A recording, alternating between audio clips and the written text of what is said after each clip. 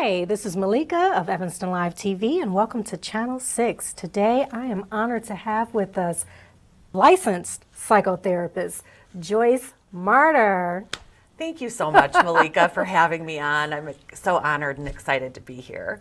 I'm honored to have you here. I had the opportunity of sharing the stage with Joyce Marter at the E-Town Live show, and I didn't really know what to expect from you. I was like, okay, she's a licensed psychotherapist. She's about to, lay some heavy-duty stuff on us while we're out here drinking, having a good time.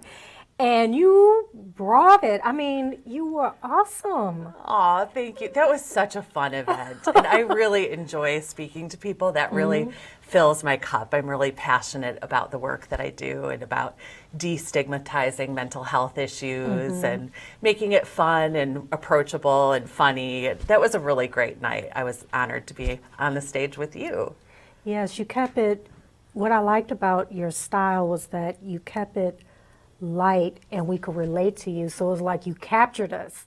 You got us. Thank you. I so appreciate that. Thank you. Yes, yes. So I know your patients, your clients must really love that about you. Thank you so much. I mean, I really believe we all have issues as part of the human condition. I think we all deal with, whether it's anxiety or depression or relationship issues, certainly stress, challenges with work-life balance, and sometimes people deal with addiction. This is all part of being a human being, and we could all use help. I remember, gosh, it was more than 20 years ago that I came to Evanston to attend Northwestern and get my master's degree in counseling psychology, and I was really nervous that they would see that I dealt with anxiety and that they would say that I couldn't be a therapist, which was my dream. But thankfully, they recommended that all the students in training get our own therapy, and that's so helpful. We all need it at different points in our lives, and that's why I'm so passionate about the work. That made me feel good about you when we were on stage, when you said, I go to talk to somebody. I've gone to talk to somebody. Absolutely. That made me feel all right with you. I think everybody in the audience was like, oh, I like her. Yeah, absolutely. I feel like that's so important. It's not about judgment or that a therapist is someone who has it all figured out. I believe therapists especially, we come into the field often because we've had our own issues, maybe in our families of origin or earlier life experiences that help us have compassion for other people and insights and empathy and maybe gifts of communication, and that's what leads us into the field. But we have to do our own work. Otherwise, really, we can only guide our clients to the level of consciousness that we've achieved ourselves. So our own personal work is the one side of the coin, and our professional work is the other side of that same coin. So we need to work on ourselves to be good clinicians.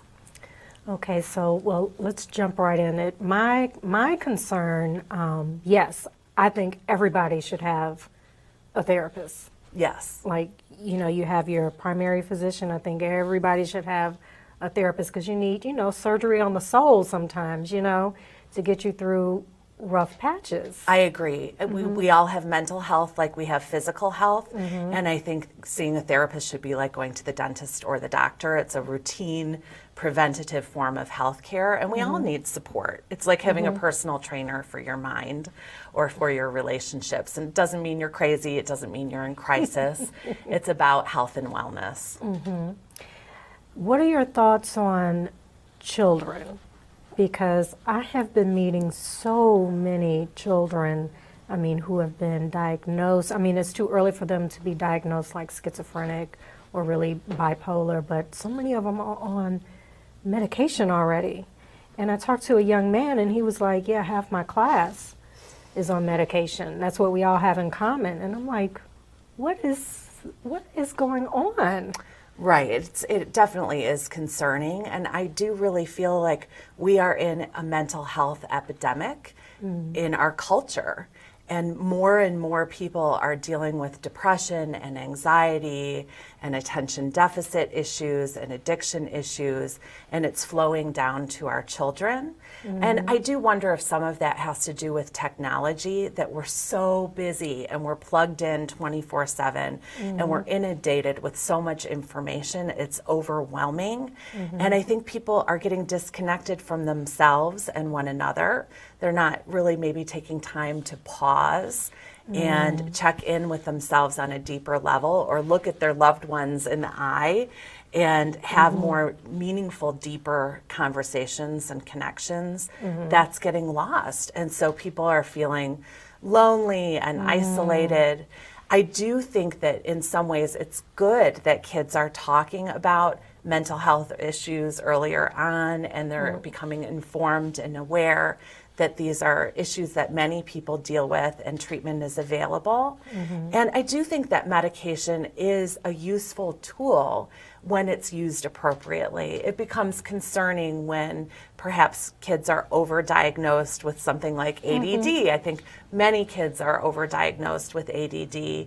And so looking at it from a holistic perspective and focusing on whole health and wellness in the family, in the community, physically in their bodies. I love practices like meditation practices and yoga, because it causes us to unplug and focus on the breath, which across hundreds of cultures and thousands of years, they say the breath is what ties together the mind, the body, and the spirit. I believe that. I do too. And if we can pause and breathe, we can reboot our minds and our bodies. And so I think it's good that kids are talking about these things. I do think that we're having a cultural epidemic, and more people need to be talking about this and getting help.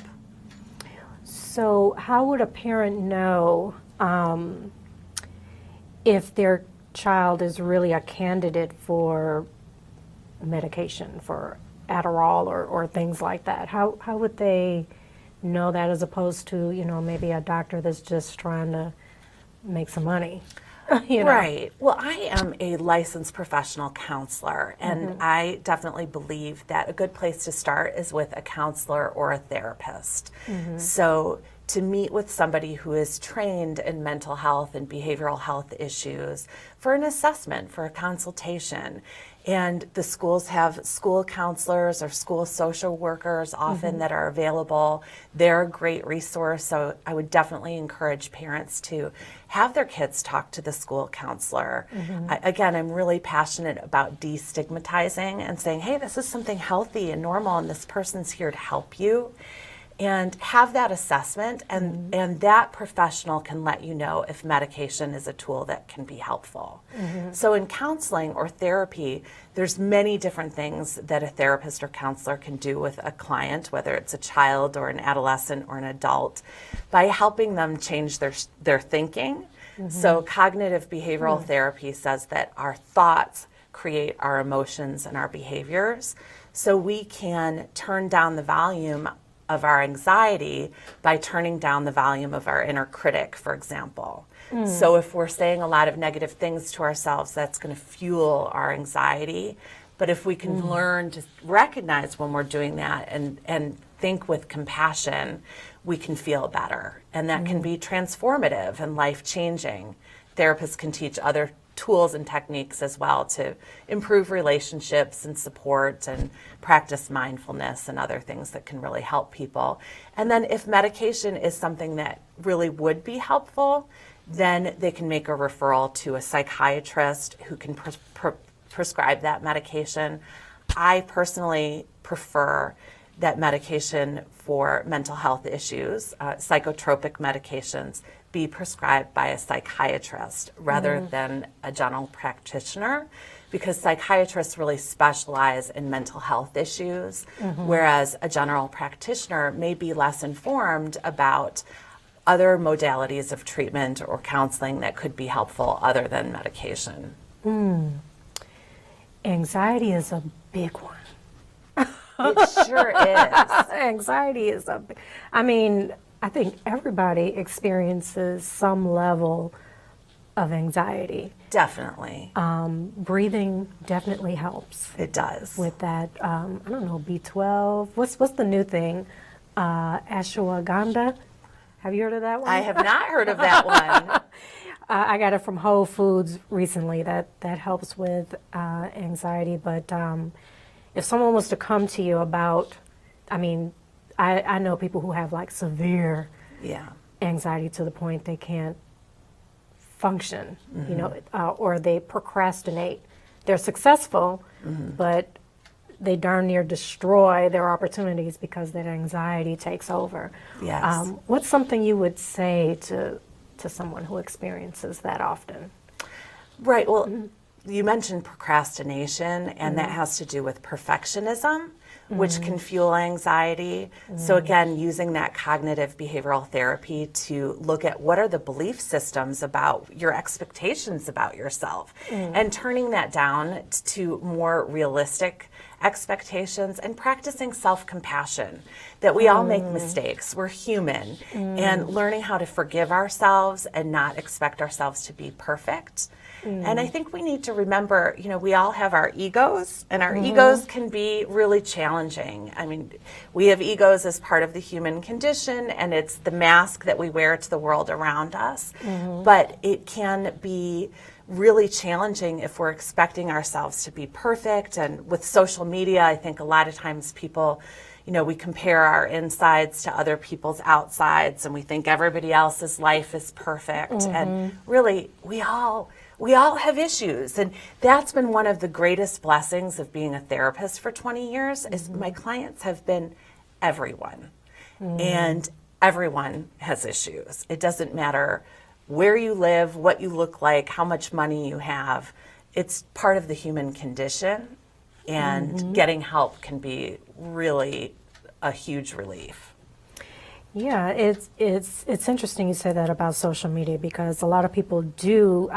I've seen people get depressed because they're watching someone else on social media and their life just looks so grand and fabulous. But then, you know, you see these celebrities, you know, you look at TMZ like darn near every day, and a celebrity's overdosing, or they're depressed, or, you know, something horrible and tragic. Everybody, it doesn't matter how much money you have or how famous you are, or, you know, people have issues. Yes, that's absolutely true.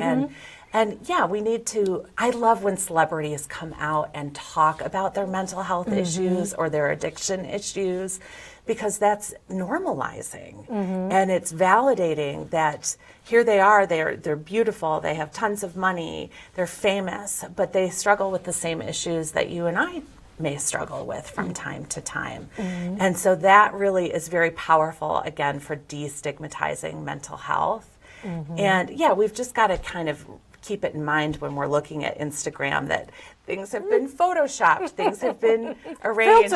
Filtered. Absolutely. Yes. My husband laughs because one of his favorite pictures of myself and my two daughters is we were at dinner and he took a picture of us, and I'm smiling and posing for the picture in the middle, and both my daughters are like rolling their eyes and covering their heads. That was not the picture I posted on social media. The one I posted was of them smiling, but to be honest, the first one is more the norm. Right. So I'm sure, you know, you have people, well, you have a lot of people that follow you. I mean, I've seen you on WGN, I've seen you on all the majors, and, you know, I'm sure there's women out there who are like, oh, she's like fabulous, and perfect daughters and perfect husband. Her husband is gorgeous, by the way. I agree. I think he looks like Blake Shelton. He does. So, I mean, I think that's why people really liked you when we were on stage at E-Town, and just you sharing the story about your daughters, is that, hey, you know, we're not all perfect, but I mean, just on social media, you would appear like she's got it all. She's perfect. Thank you so much. I really believe in authenticity and vulnerability, and when we can shine our light as our own unique spirit, even with our flaws, that makes us more lovable and relatable to others. And So I really appreciate that feedback, because that's something I've really worked on. I think when I first started doing things like radio and TV, I tried to be all perfect, and I was like a robot and not very likable, or didn't feel good about myself really on the inside. And actually, when I was on WGN recently, Jane Manzura said, "You've changed."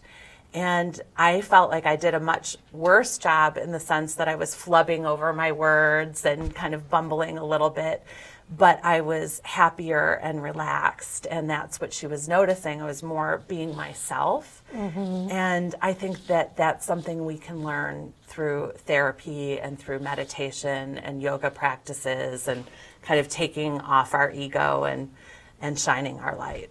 I like that. I like that.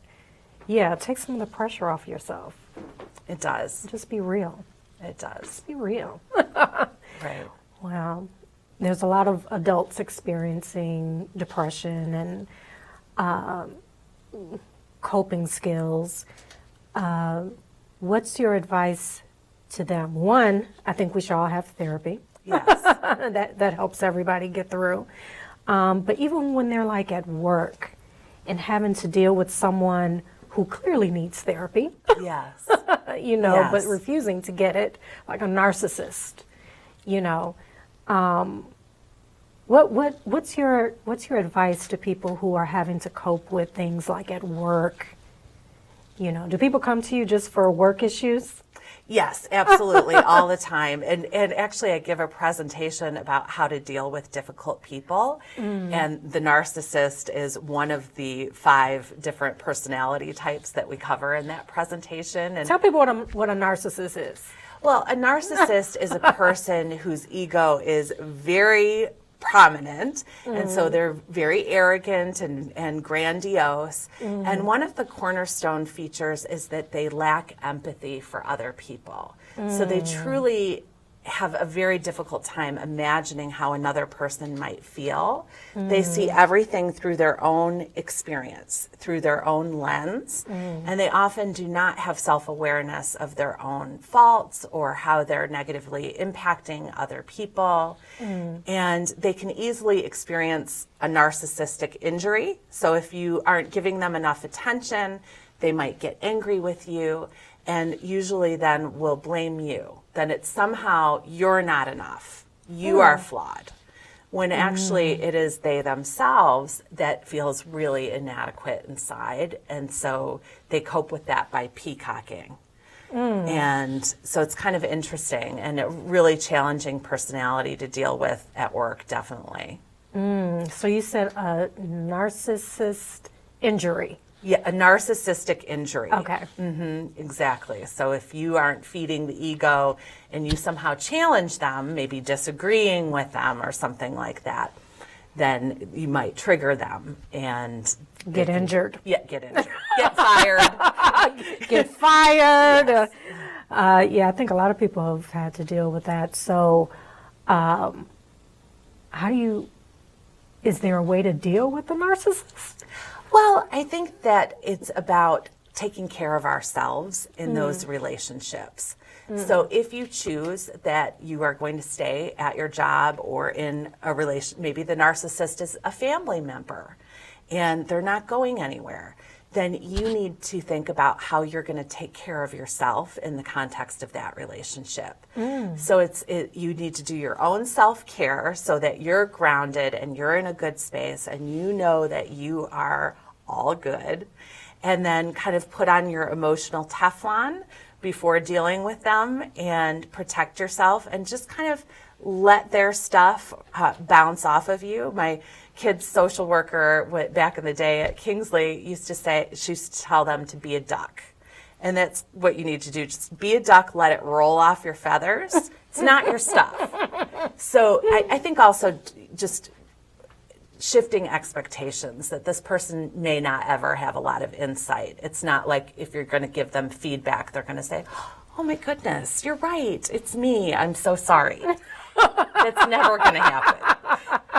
So just kind of dealing with them for what it is that they bring to you and having some compassion for them. They're not well, and they must be lonely in some areas of their lives. And I do find that sometimes letting them know that you recognize how important they are, it is helpful, because they need that feeding, and then they kind of relax a little bit in your presence because they've been validated. So those are some small things. And then just detaching. If they blame things on you, it's not real. It's their distortion. And if you're in a relationship with a narcissist, or you're married to a narcissist, that's another thing. Then you need to decide, is this what you want for your life? And that can be a very difficult decision. What are some other common things that people encounter? So, many people at work will deal with a narcissist. Yes. I think there's one probably in every workplace. Yes. You have them in your family. What are some other things that are common that a lot of people may think, I'm alone in this, and no one else is experiencing this but me? I think that there can be abuse in workplaces. So people can have bosses who are emotionally abusive, and that can be super challenging. And so sometimes with my clients, I've worked with them on their self-esteem and their confidence and their assertiveness and ability to set boundaries at work. I think another common theme is being expected to work 24/7. And then people don't have time for wellness. They don't have time to work out or be with their families or get enough sleep. So that's not healthy. So learning how to set healthy limits at work without losing your job. So I actually was recently quoted in Financial Management magazine around that, because it is a prevalent issue. Okay. What are some other things that will make people know, oh, I'm not crazy. This is actually normal. I just need to go talk to somebody about it and help me work through it, and I'm good. Right. I mean, I think for all of us, our feelings aren't crazy. Our feelings are a normal response to our nature and our nurture. So maybe we've been through traumas. Maybe we've been through losses. Maybe we haven't had the support that we've needed and deserved. And maybe we've had it in a situation that tapped into some old sadness or anger, and it might appear that we're having a disproportionate response, but it's valid, it's real, it's based on each of our own unique experiences. And so, the beginning part of therapy is really honoring somebody's journey and what they've been through, and helping them understand how that's shaped and molded them into who they are. And I believe we all kind of unconsciously recreate what's familiar to us until we choose something different, until we choose something better. So we repeat roles in our families. I think it's super interesting. 80% of nurses are adult children of alcoholics. Isn't that amazing? Interesting. It's staggering, because they were caretakers in their family of origin, and then that's a familiar role to them, so they went into that profession. And we all do that in different ways. We're drawn to the familiar, and sometimes that works for us, and sometimes it's not a healthy thing. So therapy is about making that conscious, and then empowering yourself to take loving care of yourself and practice self-love and self-care and shift your thinking and live a greater life. That's interesting.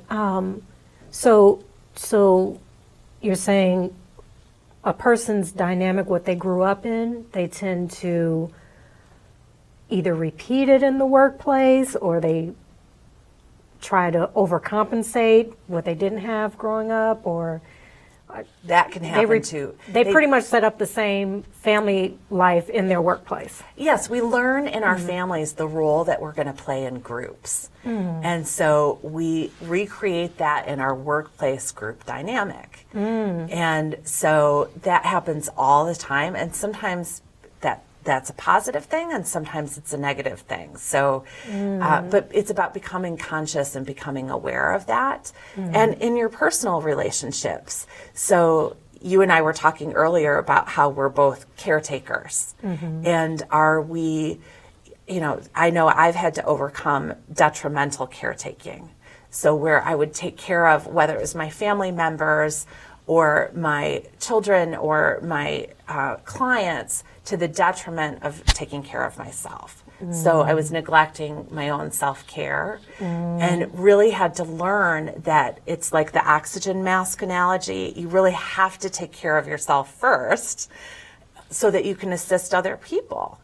And so learning how to do that for yourself, I think, is a really important skill. And then empowering yourself to create the life that you want.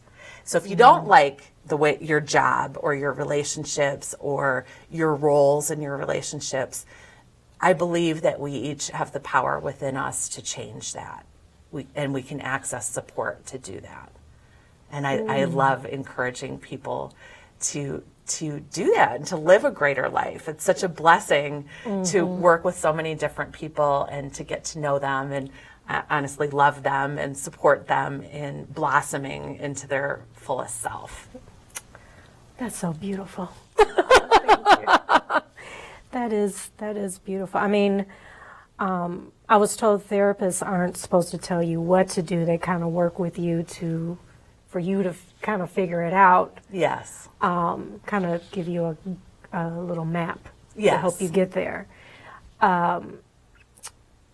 So what if a person is just not figuring it out? Like you're kind of laying it out like, look, I'm going to work with you and help you work through whatever mud and blockage. Let's get it unblocked so you can see clear where you want to go, where you want to be. Have you ever had anyone who just couldn't figure it out? Certainly, absolutely. And we all get stuck at different points in our lives. But you hit the nail on the head when you talked about blockages. And sometimes there are belief systems that we carry within us that somehow we're not deserving. And so we have to clear that stuff out. Like, what is it that's preventing you from having the love or the relationship that you want or the career that you want? And so there's some grief and loss that comes with that too, that they haven't had those things yet. And so honoring that, clearing that out. And in terms of, you're right, therapists don't sort of give direct advice, but I personally tend to be a somewhat directive therapist in the sense that I am empathic and warm and validating of other people's feelings and experiences, but also challenge my clients and say like, hey, what's up with this? You know? So, Why do you keep making these decisions? yeah, we're here again, and you know we laugh a lot too, which is fun because life is crazy sometimes and funny, and you got to have a sense of humor about it. Yeah, I think that's what gets me through is just laughing at things. Wow. But thank you so much, Joyce. Like, what's next for you? So I just saw you on WGN. I mean, what's next? You've been Wall Street Journal. I mean, my favorite thing that I got to do, I got to be the therapist in the real world when they were here in Chicago on MTV. Oh! So that was great. And one of the girls in the house at the end of the session said, if there's one thing I learned, it's that each of us could benefit from therapy, and I think I'd like to start. So I do enjoy speaking and writing and blogging and being on media and sharing my passion for this work because I think it's so important for all of us to get this type of help and support. Well, that's interesting. Okay, one more question. Yeah. People who get involved in reality TV. Oh my gosh. I know. My husband and I want to have all of our kids sign promissory notes that they'll never do that because, yeah, it's. What does that say about a person who gets? I mean, mean, some reality shows are actually, you know, they're good. They're healthy. I enjoy watching them, admittedly. So yeah, but yes, it's worrisome when people share everything, their dirty laundry on a reality TV show. And it's part of that social media world that we live in that I think people want to be famous and they want that Instagram following and they're willing to do anything to achieve that. And so it is an interesting time that we live in. Yes, it is very interesting. I'm a reality TV junkie, I admit. I got a problem with What's that. your favorite? Oh God, I'm ashamed to say Bravo. Let's just say I watch Bravo. Yeah, I love Bravo. Yeah, absolutely. What about you? I really like Below Deck. Oh, Which it's a yachting crew, and then they have these ridiculous guests that are super wealthy and usually kind of entertaining come on, and then you see the dynamics with the crew. It's good fun. yeah. I wonder what that says Yeah, about a person. it's diagnostic in some way, right? Exactly. All right. Well, thank you so much. Thank you. We got to have you back on. I would Definitely. love that. Thank you. Definitely. This was really such a pleasure. Yes, for nice us, seeing you. huge. You guys just don't understand who is sitting here today. Gosh, thank you so much. Thank you, Malika. All right, this has been Evanston Live TV, Channel 6, and you all stay tuned for more.